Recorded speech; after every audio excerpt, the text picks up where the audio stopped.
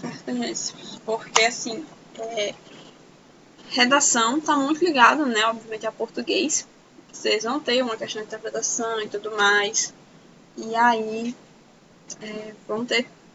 Precisa ter um conhecimento de todos esses conteúdos aqui, né, de todas as competências da redação, para ter um bom desempenho, certo? Na prova. Então, para a linguagem, tudo que a gente já viu, o foco são esses daqui. Ok? E aí eu acho que eu vou logo pro outro slide aqui rapidinho.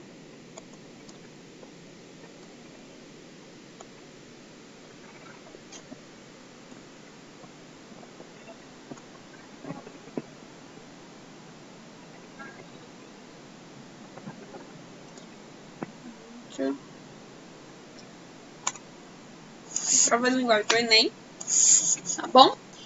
Começando a introdução, certo? Olha só. A elaboração desta aula deu-se a partir de estudos de todas as questões de prova de linguagem, tecnologia e seus códigos do Enem aplicadas a partir de 2009, ok? E aí, ó, a indicação de 8 grandes áreas temáticas que geram questões na prova de linguagem deu-se a partir de estudos de questões de prova de 2009 a 2012 e das matrizes de referência, certo? De todos os assuntos que eu acabei de citar, daqueles do slide anterior, tá bom? E aí, conteúdos específicos, né, o que estudar, foram levantados a partir de análise de questões relativas a provas referidas anteriormente. E aí, análise da prova de linguagem. Vamos entender toda essa questão da prova, certo? A prova de linguagem, seus códigos das tecnologias, eles têm 8 conteúdos, tá bom? Que é a língua estrangeira, são 5 questões, aspectos gramaticais, compreensão textual, literatura, artes, corpo e educação física, identidades brasileiras, tecnologia e internet. Certo? Então, o que é que a gente mais tem que focar aí, pelo que deu para perceber? Compreensão textual. Certo? Não esquecer, não é para deixar os outros para depois. Tá? Mas, compreensão textual é importante. E aí, os aspectos gramaticais. Ok? Da prova. O que estudar? O valor dos articuladores, problemas de língua culta, a norma padrão, padrões linguísticos, variações linguísticas, modalidades de coesão textual, contribuições lexicais, processos de interação discursiva, apresentação, referenciação e manutenção temática. Ok? E aí aqui, aspectos gramaticais na segunda aplicação da Enem, em 2011. Disse, em termos gerais, que é preciso falar a mesma língua. O português, por exemplo, que é a língua que utilizamos, mas trata-se de uma língua portuguesa ou de várias línguas portuguesas. O português da Bahia é o mesmo do Rio Grande do Sul? Não. Perdi aqui. Não está cada um deles sujeito a influências diferentes linguísticas, climáticas e ambientais?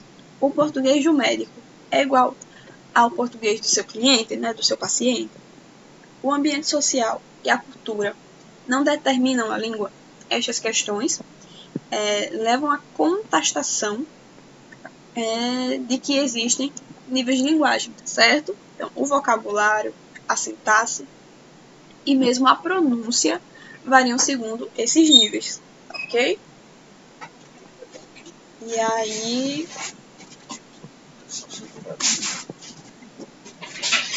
Só um instantinho.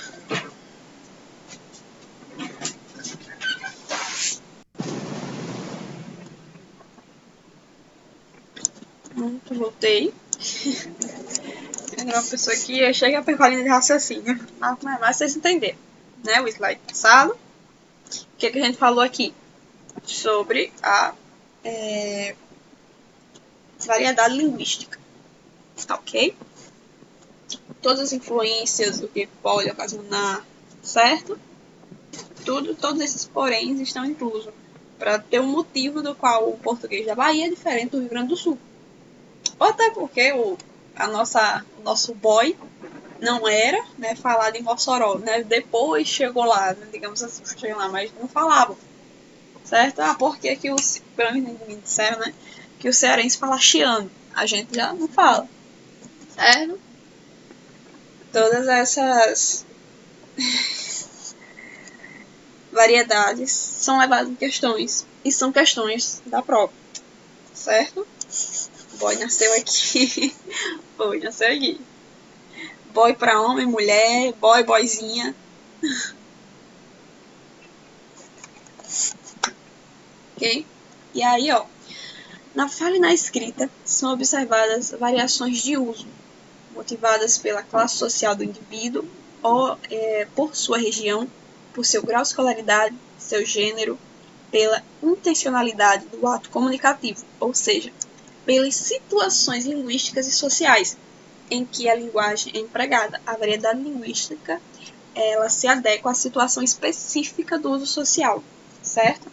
Que ela está expressa. Então, assim, a variedade linguística, ela vai existir essa variedade de região, de grau de escolaridade, de classe social, que não são a mesma coisa, tá certo, gente? É claro que se você tem uma classe social melhor, você vai ter um nível de escolaridade mais alto, mas tem diferenças também na língua desses dois, tá bom? De gênero, pela intencionalidade do ato comunicativo, né? Se você quer falar gritando, quer falar mais com raiva, com alegria, ok? Situações, certo? Tudo isso tá ligado, tem importância, tem relevância quando você vai falar de variedade linguística, certo? Como, por exemplo, né, a fala de um professor ao iniciar a aula no ensino superior fala: galerinha do mal, hoje vamos estudar um negócio muito importante, certo? Na literatura de um discurso de uma autoridade pública, na inauguração de um estabelecimento educacional, né? Senhores cidadãos do Brasil, com alegria, inauguramos mais uma escola, certo? Aí, a última aqui, uma fala de uma mãe em resposta ao filho que solicitou a mesada, certo? Desculpa. Caro descendente, por obséquio, antecipe a prestação de suas contas, a fim de fazer jus ao solicitado. Ok? Todas essas questões podem acontecer, tá certo? Pode, como também falou, a intencionalidade do ato. Esse último, uma mãe pode falar isso pro filho com a intenção de brincar, tá certo? Todas essas variedades existem e têm um motivo. E os motivos são importantes e eles estão na prova. Tá? E aí, se aqui era mais uma questão, mas eu queria falar mais de tudo, tá certo? Aí, nessa questão aqui, a resposta será a letra D. Certo? No caso, a situação mais adequada, certo? Para a situação. Né? Como a gente fala, se é a última, a mãe não vai falar assim com o filho. Se for o professor de ensino superior, não vai falar, fala a galerinha do mal. Mas é claro que ele pode falar quando quer se aproximar da turma, tá certo? Mas a questão é qual a mais adequada. E a mais adequada seria a D, certo? É na fala de uma criança, na tentativa de convencer a mãe a lhe entregar a mesada. Mãe, assim não dá pra ser feliz. Dá pra liberar minha mesada? Prometo que só vou tirar notão nas próximas provas. Ok?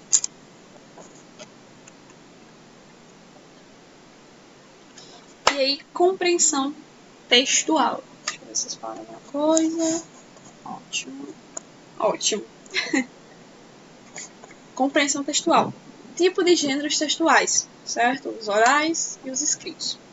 Contexto de produção, circulação e recepção de textos. Textos implícitos, títulos e implícitos. Estratégias argumentativas, teorias de enunciação, fatores de intertextualidade, ambiguidade, coerência e coesão textual e efeitos de linguagem. Tem algum aí que vocês não sabem o que é? Teve uma aluna que me perguntou essa semana sobre uma dessas opções aí que tinha, certo? Que foi coesão e coerência textual. Há uma semana do Enem, certo? Por isso que eu tô dizendo, a hora de perguntar é essa. Tem alguma dúvida sobre o que é alguma dessas coisas?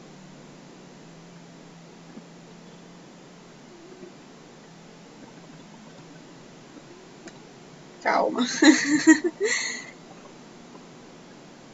Tô calma.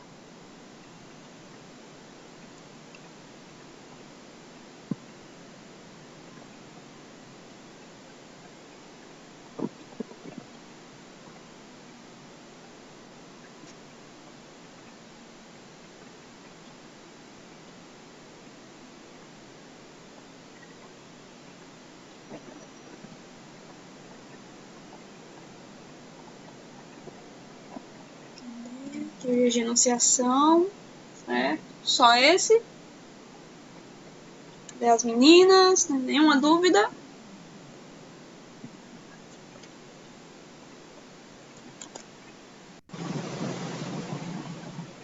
Então, já que só esse.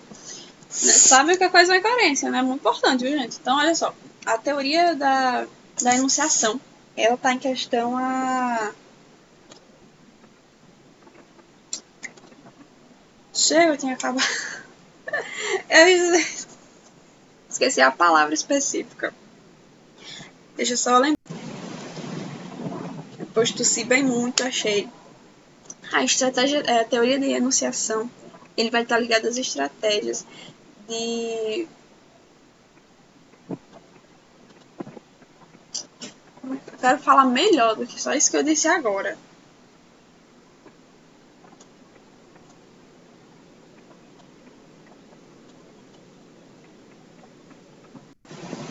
Me ajuda, gente, chega. A gente vai ter, como por exemplo, assim, vamos ter interações, tá certo? Como no que eu falei, na variação linguística, no slide passado. Que quando você conversa com a pessoa, você vai ter motivos para falar com uma pessoa emocionais. Por exemplo, quando tá feliz, fala de uma forma alegre. Né? Quando tá triste, vai falar. Quando tá com raiva, vai gritar, vai expressar. Certo?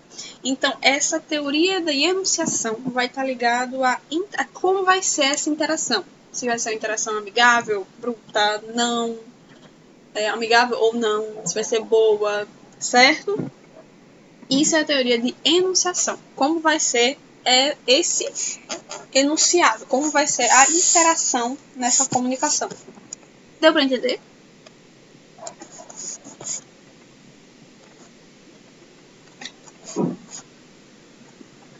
Porque, assim, não tem um bicho de sete cabeças coisas. Por exemplo, uma ambiguidade, a gente sabe que é quando duas coisas têm o mesmo sentido, digamos assim. Então, basicamente isso. Certo? Vão ter, na teoria, vai ter interações. E essas interações vão acontecer de diversas formas. E é isso que a gente tem que saber. Qual foi a forma que essa interação aconteceu? Ela foi boa? Ela foi ruim? Quem mandou a mensagem? Foi o enunciador? Foi o interceptor? Foi o receptor? Certo? Quem foi que mandou? Quem foi que recebeu? Como foi passado? Certo? É isto. Ficou melhor agora? Bem, pronto. Perfeito. Certo?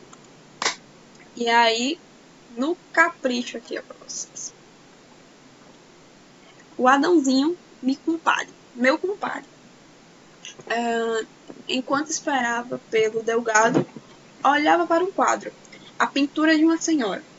Ao entrar a autoridade e percebendo que o caboclo admirável, tal figura, perguntou: qual gosto? Gosta desse quadro? E o Adãozinho, com toda a sinceridade de Deus, dá ao caboclo da roça. Mas, pelo amor de Deus, hein, Dotó? Que mulher feia! Parece filhote de cruz credo. Parente de Deus me livre. Mais horrível que briga de cego no escuro. Ao que o delegado não teve como deixar de confessar, um pouco secamente. É a minha mãe. E o caboclo fica em cima da bucha. Não perde a linha. Mas, doutor, até que é uma feiura caprichada, certo? Isso tem variedade linguística, certo? E foi necessário uma compreensão textual para a gente saber o que ele está falando, mesmo nessa forma, digamos, mais regionalista, tá certo? Então, assim, a gente entendeu o que foi dito pelo o Adãozinho. Entendemos por quê?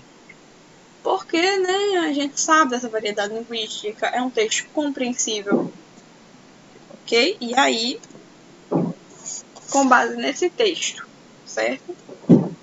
Por suas características formais e por a função de uso, o texto pertence a que gênero? Certo? É uma anedota pelo enredo e humor característico? É uma crônica? É um depoimento? É um relato? Ou é uma reportagem?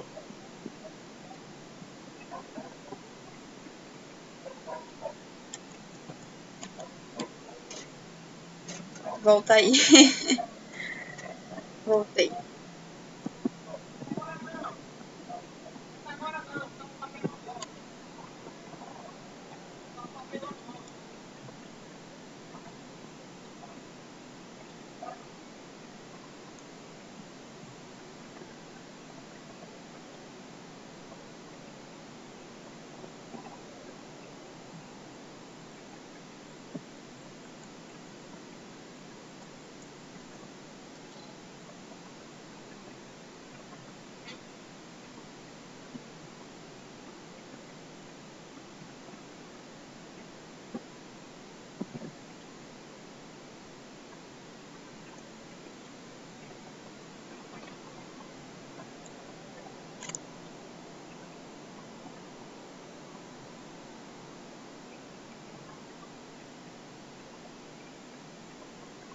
Pronto.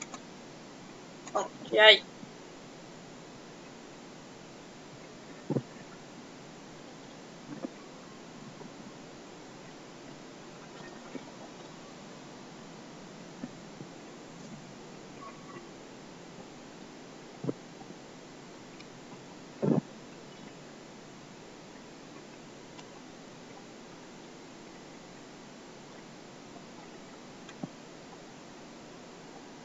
Será? Talvez o Paulo na aula hoje. Mas muito obrigada, viu, Paulo? Continue. Normalmente eu fico sozinha.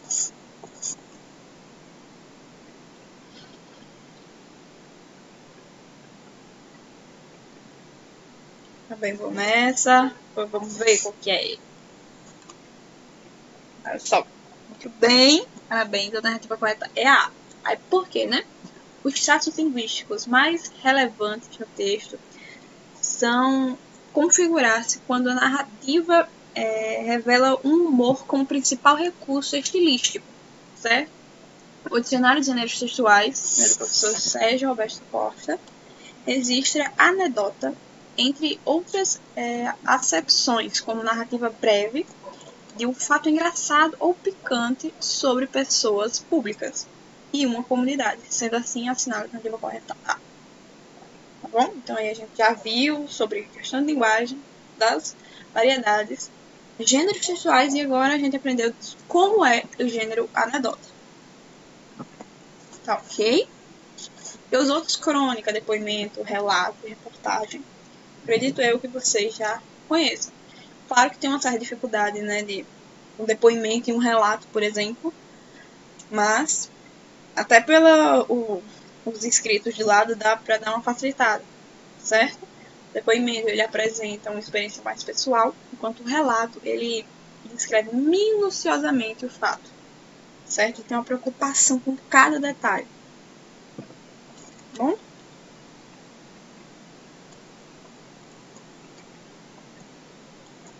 E aí, mais um pouquinho de compreensão textual, certo? A narrativa curta de caráter curioso, certo? E também, né, um final surpreendente, picante ou obsceno. E aí, a intencionalidade pode ser lúdica, crítica, sátira, a estrutura, né? Tem uma apresentação, tem um clímax, um desfecho, tem preconceito, ambiguidade, deslocamento, aí os tipos textuais, né, da compreensão, exposição, argumentação, tá bom? Que o que isso quer dizer? Isso, tá mais detalhado, relato. E aí, quando tipos textuais, a exposição, eu vou expor alguma coisa, eu vou narrar algo, e quando eu vou argumentar, são gêneros que eles têm, são tipos textuais que têm diferenças, certo? Tenham isso claro para vocês, tá bom? Assim como vocês vão fazer um texto argumentativo dissertativo. Vocês não vão fazer uma exposição, vocês também não vão narrar, tá bom? E aí, o contexto, né, de circulação, esses textos circulam de forma oral em livros, em jornais, revistas, internet, entre outros. Ok? Que existem muitas anedotas que são piadas, que tem uma crítica exatamente, Paulo. Muito, muito verdade. E agora, mudando para a literatura. Certo? Na literatura, na prova, a gente vai ver o quê? Linguagem literária, intertextualidade e metalinguagem, funções da linguagem, figuras, gêneros, teorias de poemas e prosas, excepção de texto literário, elementos visuais e sonoros, estilos de época, literatura e relações sociais e identitárias, como artes plásticas e literaturas das minorias. Alguém não sabe o que é alguma dessas?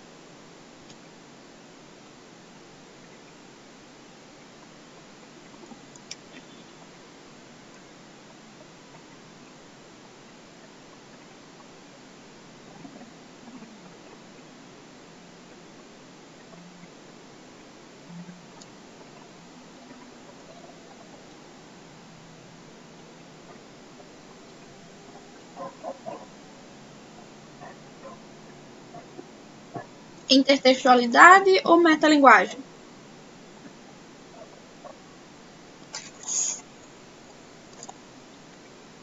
Ambas. A metalinguagem é como é o código explicando o próprio código. Aí, oxe, como assim? Eu não entendi ainda. É, por exemplo, você escrever um poema, certo? Com rima, com toda preocupação estética, mas esse poema vai estar dizendo como escrever um poema, certo? Deixa eu pegar aqui o poema giro. Aqui. Deixa eu apresentar aqui para vocês. Já deu para entender? Mas peraí, eu já pesquisei, agora vai olhar. Por exemplo, o poema Giro, certo? Acredito que esse já saltou. Pronto, aqui já estão vendo. Tá vendo que nesse poema tá escrito giro, em formato de um giro, tá certo? Isso é metalinguagem. Você tirar selfie da própria selfie, você escrever como se escreve, tá ok? Isso é metalinguagem. E intertextualidade é você colocar, por exemplo, é fazer referência, a maneira mais basicona. Por exemplo, aquele meme do Capitão América, entendi a referência. Metalinguagem coisa esquisita. Viu? Mas enfim. Intertextualidade é como você fazer referência. Inserir, por exemplo, uma foto que eu vi do Homer Simpson falando sobre um outro desenho, certo? Ou falando sobre algo específico falando sobre um contexto histórico, tá certo? Isso que é a intertextualidade. Vão ser textos, tá certo? E nesse contexto, o desenho dos Simpsons é um texto. E aí ele vai estar inserindo outro texto dentro dele. Deu pra entender?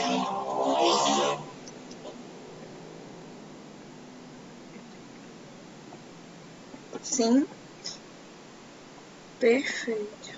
Todo mundo tá entendendo também, gente?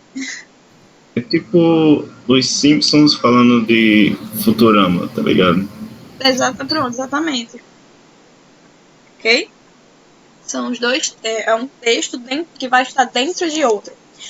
Pronto, foi um bem engraçado que foi. Agora que eu lembrei como é que era. Vocês já viram aquela banda, eu acho que são os Beatles, que eles estão andando numa passarela? São os Beatles, né? Pronto. E aí pegaram a família, né? Os Simpsons, vestidos com as mesmas roupas, andando numa passarela. Eles fizeram referência aos Beatles, tá certo? A partir do pedestre, isso. Fizeram referência ali. Isso é um exemplo de intertextualidade. Tá ok? Mesmo que não, só por ser uma foto, não, isso também não deixa de ser um texto, certo? Também faz parte do texto. Não precisa ser só escrito. Tenho isso na mente de vocês. E aí, vamos lá.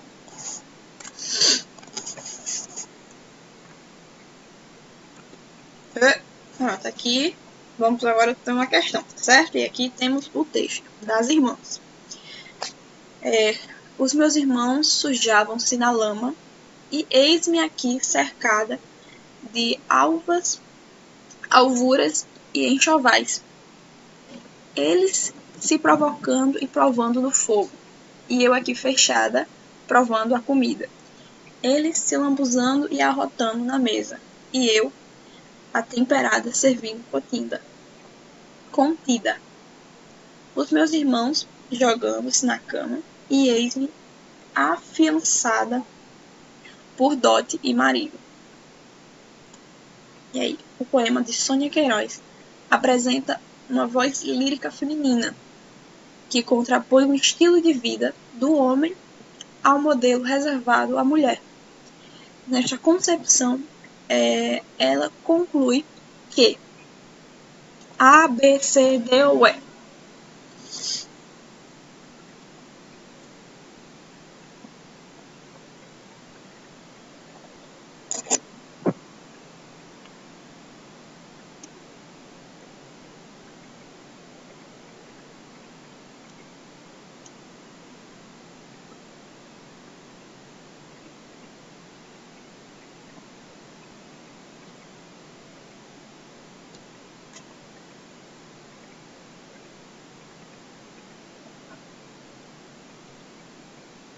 Tô calma.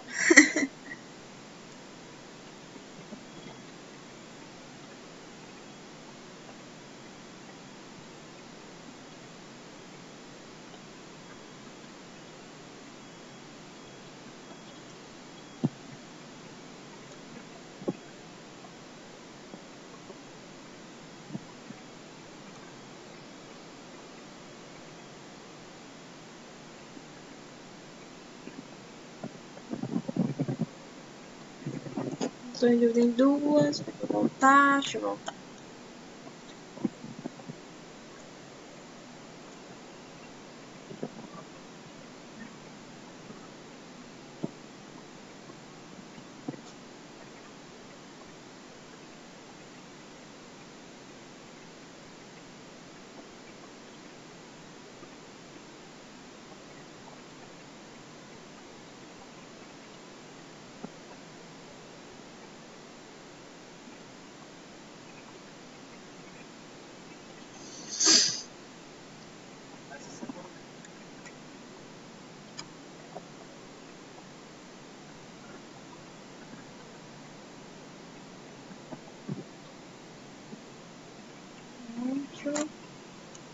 E aí? Vai marcar as duas mesmo?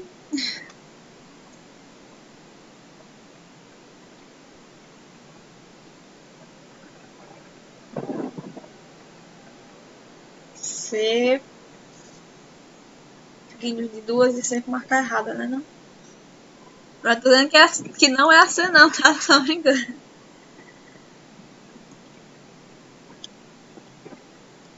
Então, vamos lá ver qual era a correta. A letra E. É só. Vamos ver aqui a letra E.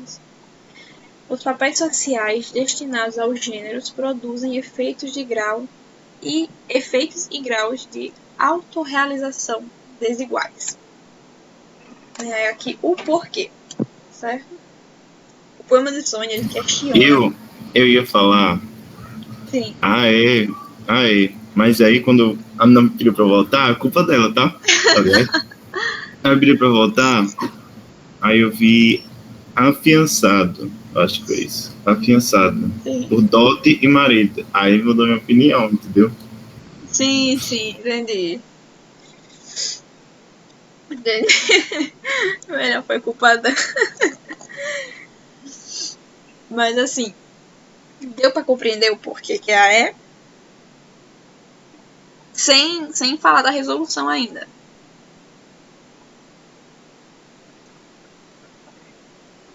Deu pra ter uma compreensão melhor. Pronto. Os papéis atribuídos, tá certo? Questiona os mitos que definem a masculinidade, feminilidade. Tá ok. Então vamos logo para acelerar, porque só temos 1 hora. Ainda tô na metade. Aí, ó, a prova de artes. Certo? Temos teoria da arte, história da arte e identidades brasileiras, as vanguardas europeias, estilos e gêneros musicais, sistemas de representação, arquitetura, escultura e pintura, relação entre arte, literatura e sociedade. Certo? O único aí que eu não conheço é o sistema de representação. Pelo nome fica um pouco autoexplicativo, mas se for outra coisa, eu não sei. Aí fica alguma dúvida sobre algum desses, algum que você não sabe o que é?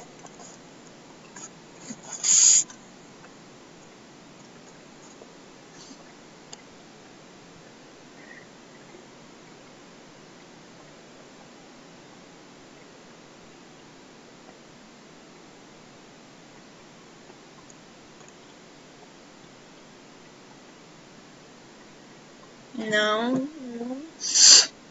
Então vamos para a continuidade, né? Opa, peraí, todos viram a foto. Veja uma foto. Agora vamos para a pergunta. Em busca de maior naturalismo em suas obras, lembrando que naturalismo é uma escola literária, certo? E fundamentando-se em novos conceitos estéticos, certo?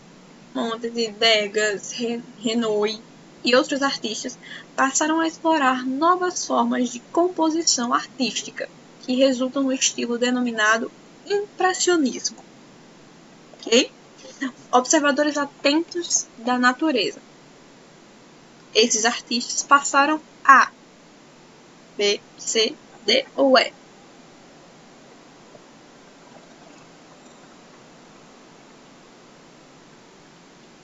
Acho que não, eu espero que não, porque já estamos na questão. Vou voltar aqui na imagem. Voltei para o peixe.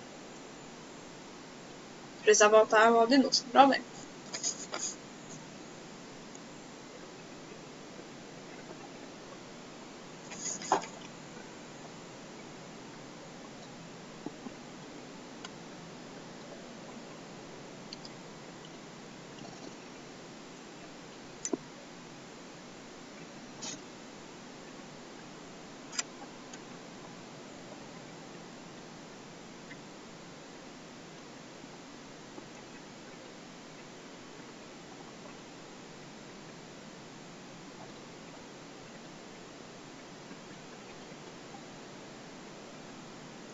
D. Olha, Miriam apareceu.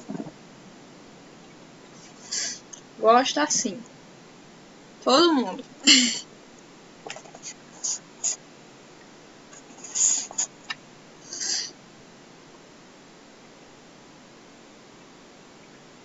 Vamos lá para não perder muito tempo. Letra D.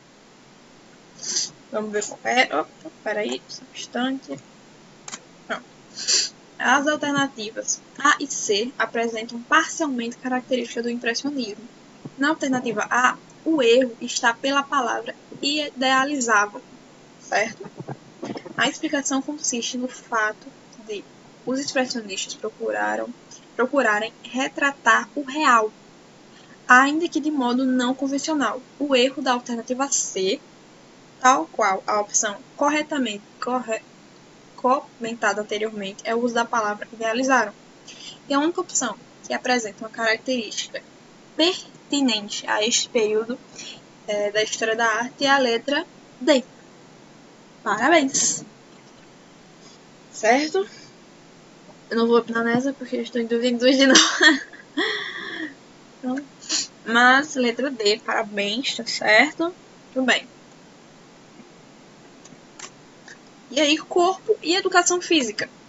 A gente tem postura corporal, ginástica laboral, brincadeira, jogos, interação, saúde e atividade física, padrões corporais, certo? Práticas corporais e diversidade cultural, corpolatria, esse eu não sei o que é, atividades físicas, certo? Lutas, danças, jogos e treinamento.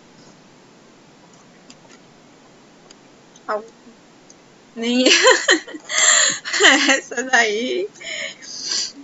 Mas deixa eu ver o que é. Deixa eu botar aqui no Google. Paridade. Apareceu bipolaridade, acho que eu escrevi errado.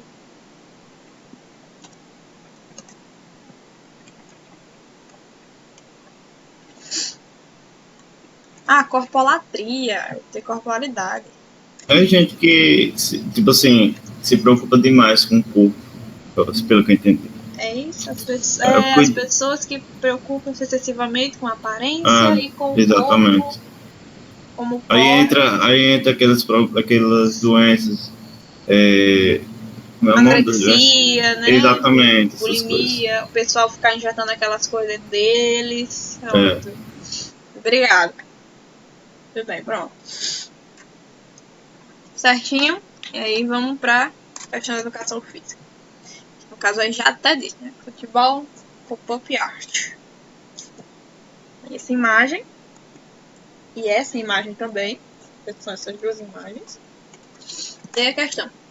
As imagens representam, respectivamente, a obra Futebol, do artista plástico Nelson.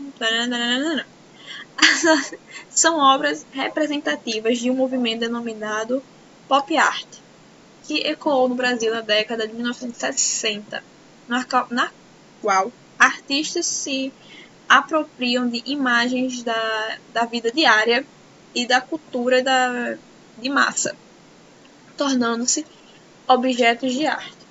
A partir de uma perspectiva ampliada e crítica sobre o esporte, interpretada como um elemento da cultura corporal, as imagens banalizam, deixam transparecer, permitem refletir, fazem uma reflexão ou destacam a importância do esporte.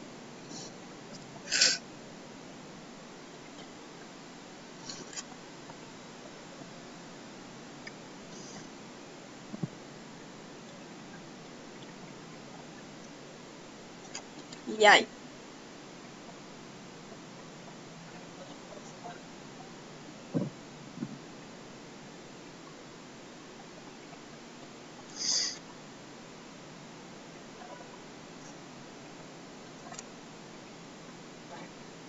Tem como botar a imagem?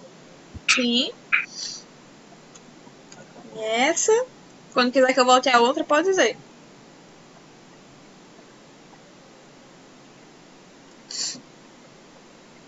A outra.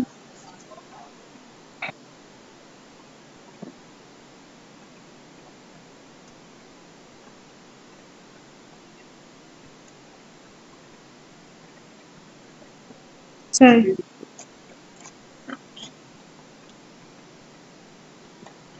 E aí?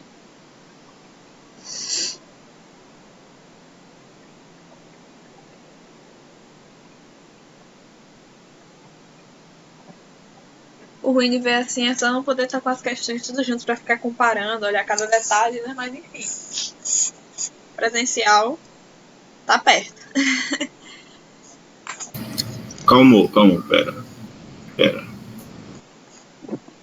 É o quê?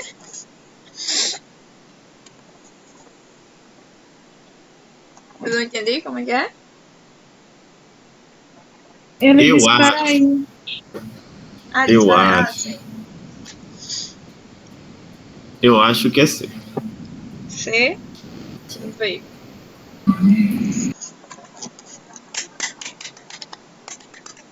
Muito bem! Tá vendo, gente? As questões agora de artes e agora de educação física, vocês acertaram, certo? São questões consideradas fáceis. Não precisa de um bicho de sete cabeças. Mas é bom que vocês tenham noção de como elas funcionam, certo? Posto que os quadros em análise fazem parte do movimento pop art e que, na segunda imagem, os jogadores são apresentados sobre o epiteto de super-homens, é possível afirmar que os referidos pintores veem o futebol como um elemento que faz parte da alma nacional. Certo? Então, a opção correta é a letra C. E aí, identidades brasileiras. Certo? O que a gente tem? Matriz de identidade. Certo? Blusa afro-indígena. Brasil sulino, Brasil caboclo, Brasil caipira, Brasil crioulo, Brasil sertanejo, patrimônio cultural, identidades e variação linguística, certo? Basicamente tudo isso aí é praticamente assim, né? Variação linguística. Ok? Então vamos para a questão. Cuitelinho. Cheguei na beira do porto, onde as ondas se espalham. As garças da meia volta. Senta na beira da praia. E o cuitelinho não gosta que o botão da rosa caia. Quando eu vim na minha terra, despedi da parentaia. Eu entrei em Mato Grosso, dei as terras paraguaias, ali tinha resolução. Enfrentei fortes batalha, a tua saudade corta. O coração fica aflito, bate uma outra faia, e o oi se enche d'água, que até a vista se atrapalha. Certo? Então, assim, transmitida por gerações, a canção, né, Cutelinho, manifesta aspectos culturais de um povo, nos quais se inclui sua forma de falar, além de registrar um momento histórico. Depende-se disso e da importância de preservar a produção cultural e da nação. Consiste no fato de que produções como a canção Cutelinho evidenciam a letra C, certo? Vou adiantar aqui que falta um pouco tempo. Letra C, certo? Que é a formação da identidade nacional por meio de tradição oral. Tá ok? Ficou alguma dúvida? Pra gente acelerar? Eu acho que essa daí era de 12, pra saber. Era o quê? Lendo, se fosse ler as alternativas, aí dava pra entender melhor. Só ler as alternativas. Pronto. Posso deixar pra ler. Quer ler? Não, precisa não, pode passar, vai. Já tá, falta 10 minutos só, né, pra acabar o tempo. Deixa eu... pronto, esse é o último assunto. Tecnologia e internet. Tecnologia e internet, hipertexto, redes sociais, novas tecnologias de educação, novas tecnologias e formas de interação, tecnologia de sociedades, exclusão digital, cybercultura, gêneros digitais, literaturas e variação linguística. Certo? E aí a gente tem aqui texto gigante e essa questão. Ok? Vocês querem que eu... Não sei se vai dar tempo. Vocês querem que eu fale, eu leia, ou vocês querem que eu passe para vocês o slide, ou melhor, na aula gravada. Vocês veem só o finalzinho da aula no YouTube. Pode ser, pode ser. Então, vou deixar aqui esse tempinho, aqui, ó, 1, 2, 3 segundos aqui para ler. Aí vocês pausam lá. Pronto, aqui as questões. certo? Aí dá mais um pause. E aqui a resolução, tá certo? O texto defende a tese segundo o qual o jovem que usa muitos serviços de comunicação, né, instantânea, como chat, SMS, entre outros, sabe distinguir o momento de empregar as abreviações e usa uma linguagem que se aproxima mais do padrão formal da língua, certo? A letra correta aí é a letra E, certo? Ok? Deu para entender?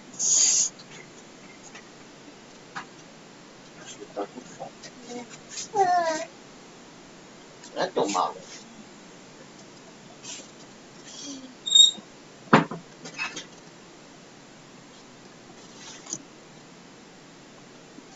Se não ficou nenhuma dúvida, quem veio aqui dar boa sorte para vocês. Boa sorte não. Vocês estudaram, então é boa prova, tá certo? Bom desempenho. Vai aqui, dê tchau pro povo, dê boa sorte, dê boa prova.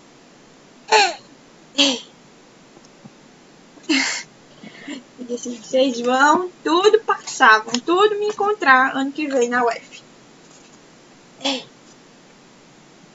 Setor 2, quem for pro setor 2 é nós.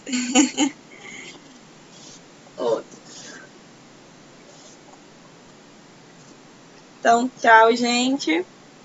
Até a UFRN. Vai dar tudo certo. Tenham calma e foco. Certo? Não pensem muito. Só vão na calma. Tchau.